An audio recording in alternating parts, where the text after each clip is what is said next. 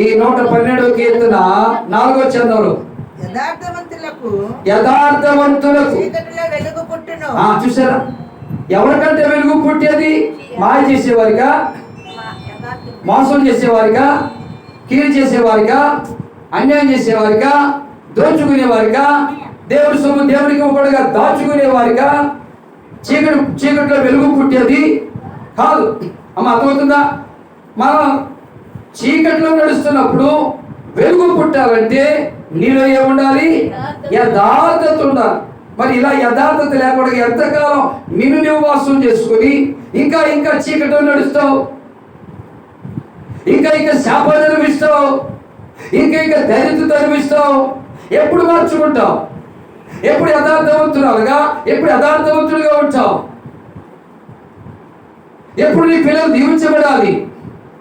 ఎప్పుడు నీ పిల్లలు అభివృద్ధి చెందాలి? ఎప్పుడు నీ పిల్లలు ఆఫీసులో ఉద్యోగాలు చేయాలి? ఎప్పుడు నీ పిల్లలు ఏంటి బలవంతులుగా, ఆరోగ్యవంతులుగా ఉండాలి?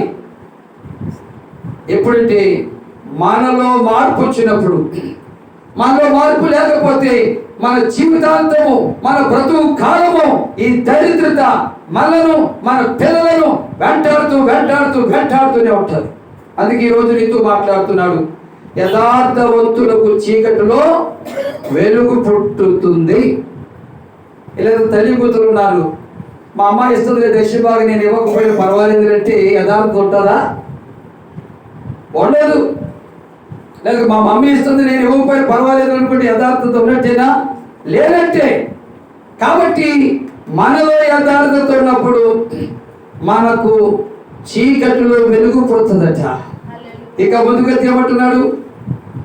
యథార్థవంతులకు చీకటిలో వెలుగు పుట్టును. వారి కటాక్షమును నీతియు గలవారు దయాళులను అప్పించువారును భాగ్యవంతులు న్యాయ విమర్శలు వారి వ్యాజ్యము గెలుచును.